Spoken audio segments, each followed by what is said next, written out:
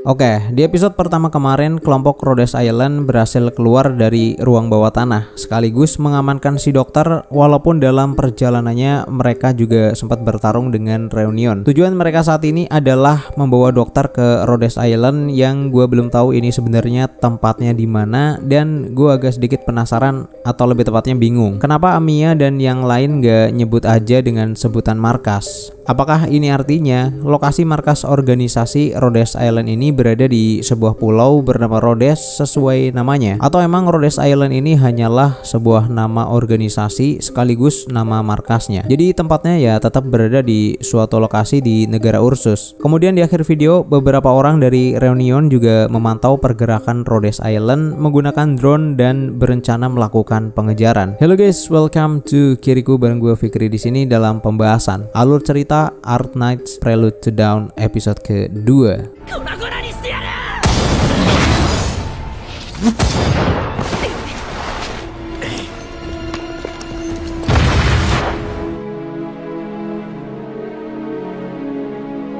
Oke, kemarin kita udah tahu kalau organisasi Reunion saat itu membuat kerusuhan di beberapa kota. Nah, pemerintah Ursus menyebarkan informasi palsu melalui media yang mereka kuasai, di mana di situ dikatakan kalau pasukan yang dikirim pemerintah telah berhasil meredam kekacauan. Padahal sebenarnya kerusuhan masih berlangsung dan pasukan garda terdepan Ursus sangat kewalahan, bahkan ketakutan saat bertemu dengan Reunion. Hal ini pemerintah lakukan tentu aja agar masyarakat nggak merasa panik, sekaligus agar citra pemerintah juga nggak jatuh. Yang mendengar berita itu merasa heran kenapa pemerintah membohongi rakyatnya. Bahkan Doberman kayak nggak percaya gitu kalau pasukan Ursus bisa sangat kewalahan melawan Reunion, yang artinya pemerintah itu emang nggak serius untuk meredam kerusuhan. Dalam perjalanan tiba-tiba dokter merasa ada sesuatu yang aneh dengan kabut yang semakin tebal. Ia menyuruh timnya untuk bersiaga dan benar saja tiba-tiba drone pengawas dihancurkan oleh drone milik Reunion, yang mana pelakunya adalah orang yang di episode pertama kemarin memantau bersama anjingnya.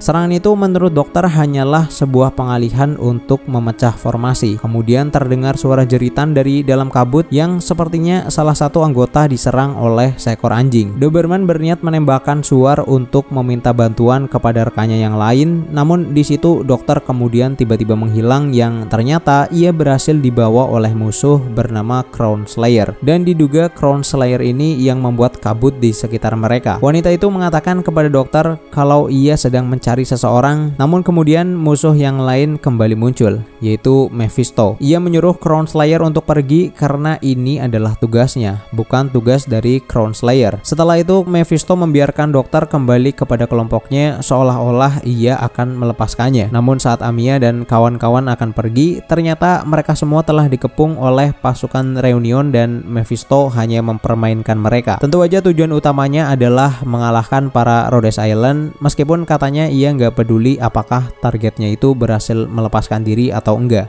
Dan pasukannya menggunakan bom asap untuk mengalihkan perhatian agar dokter bisa melarikan diri. Namun rencananya berhasil terbongkar dan Mephisto menggunakan penembak jarak jauh untuk menghentikan pergerakan mereka. Saat dokter akan ditebas, tim bantuan yang dipanggil saat itu oleh Doberman datang tepat waktu dan lagi-lagi nyawa dokter kembali selamat. Pasukan itu dipimpin oleh Nearl yang merupakan kesatria Askara. Ia mengalahkan semua Reunion di tempat itu yang membuat Mephisto sangat kesal. Terlebih lagi semua serangan dari penembak jarak jauhnya berhasil ditangkis. Merasa akan sulit untuk melawan si penembak, Near meminta pasukannya untuk menggunakan bom asap dan segera mundur.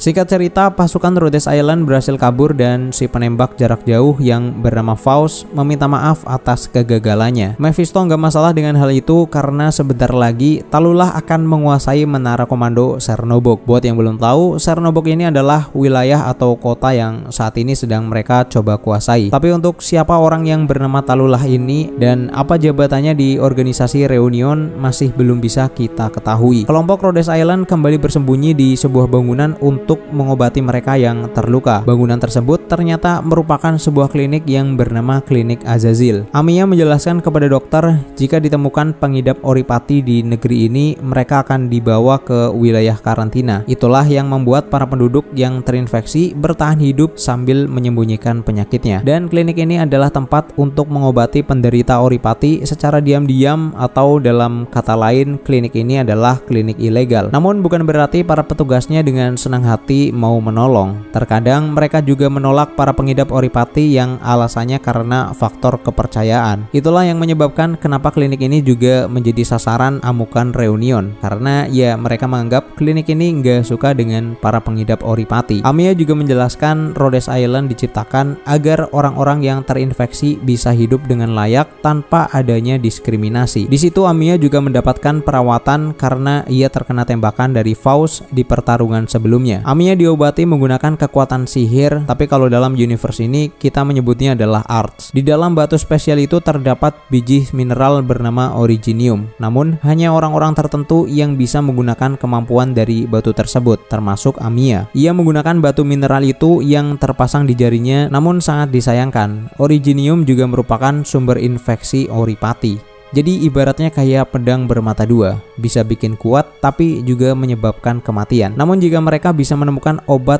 untuk menyembuhkan oripati, orang-orang yang seperti Amiya ini bisa menggunakan originium tanpa perlu khawatir akan efek sampingnya. Setelah semua diobati, tim Rhodes bersiap untuk melanjutkan perjalanan. Tapi di sini tim Scott masih belum bisa dihubungi. Oke, gue jelasin sedikit dari awal. Sebenarnya tim Amiya berencana bertemu dengan dua tim lainnya, yaitu tim Near dan tim Scott, sebelum mereka nantinya akan menuju ke Rhodes Island. Di situ Near mengatakan kepada dokter kalau ia mempunyai teman yang kehilangan ingatan. Namun menurutnya yang terpenting bukanlah masa lalu atau ingatannya yang udah hilang, tapi adalah dirinya yang sekarang dan yang akan datang. Oke, menurut gue pribadi ini sangatlah anjir, gak gitu juga sih mbak. Masa lalu ya penting, apalagi katanya dokter ini udah melakukan penelitian tentang oripati. Jadi kalau itu hilang kan sayang banget ya. Obatnya udah di depan mata tapi harus ngulang lagi dari awal. Ya itu pun kalau masih dikasih sehat waras sama yang maha kuasa. Oke, tim Rhodes Island melanjutkan perjalanan dengan hati-hati. Doberman meminta dokter untuk menganalisa keadaan karena saat itu di wilayah tersebut sangat sepi dan kayaknya nggak ada tanda-tanda keberadaan reunion. Takutnya ada jebakan kayak di episode pertama. Di dalam PRTS kelihatannya emang nggak ada indikator musuh, tapi sumber panas terdeteksi dari arah belakang yang menurut dugaan Doberman sepertinya itu berasal dari kebakaran wilayah yang ada di bagian belakang mereka. Di situ dokter kembali merasakan ada sesuatu yang gak beres dan ia meminta semuanya untuk segera lari. Dan tiba-tiba sebuah portal muncul dan menyemburkan api ke arah mereka.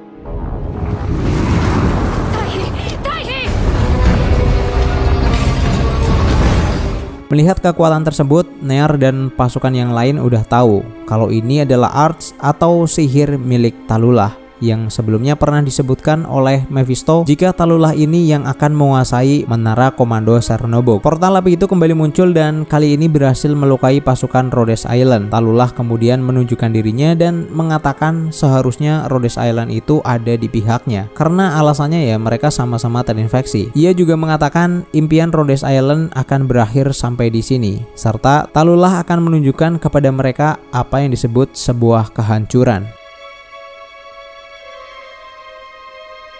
Oke, di episode kedua ini akhirnya beberapa informasi kembali terungkap dan tentu ini cukup menarik untuk kita bahas. Seperti yang udah gue jelasin di episode sebelumnya, kalau di Arknights ini ada 3 kubu utama, yaitu pemerintah, Rhodes Island, serta Reunion. Dan setiap kubu itu sebenarnya nggak lemah-lemah banget. Tapi di episode ini pasukan yang dikirim pemerintah bener-bener jauh dari apa yang kita duga, dimana mereka sangat lemah, bahkan ketakutan saat melawan para Reunion. Kalau dari pengamatan gue pribadi, setelah menonton dari awal, sebenarnya kubu pemerintah ini punya pasukan yang sangat kuat. Minimal ada pasukan khusus lah. Namun untuk di kerusuhan ini, mereka hanya mengirim para pemula atau emang yang skillnya pas-pasan aja. Ini dibuktikan dari perkataan Doberman serta pasukannya di episode 1 yang mana ia menyayangkan perbuatan para Reunion, di mana itu membuat citra organisasi mereka tambah buruk di masyarakat dan juga mereka harusnya tahu nggak akan selamat jika berani menentang pemerintahan Ursus. Itu yang dikatakan oleh salah satu pasukan Rhodes Island yang gua nggak tahu namanya siapa. Mungkin di sini pemerintah lagi merencanakan sesuatu yang besar karena dari awal kita bener-bener nggak dikasih tahu sebenarnya yang memimpin pemerintahan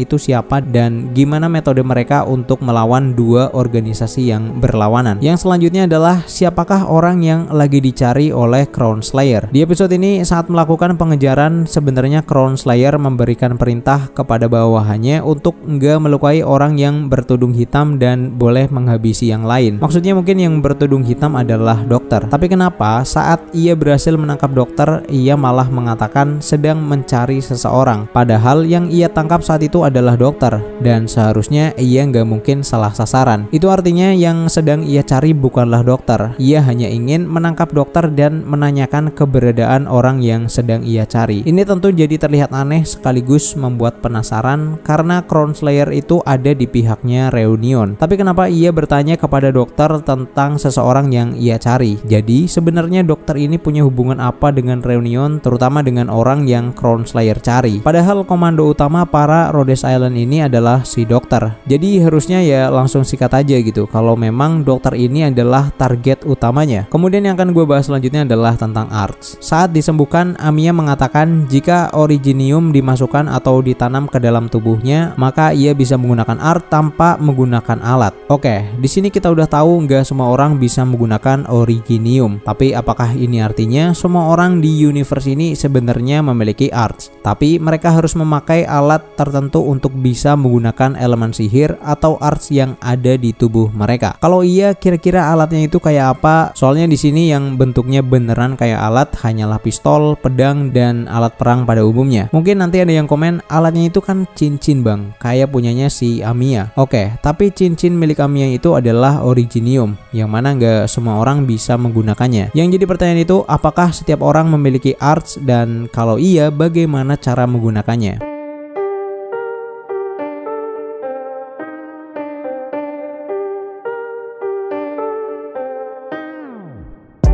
So itu aja pembahasan kali ini. Jangan lupa tinggalkan like dan komen jika kalian suka dengan konten ini dan sampai jumpa di video selanjutnya.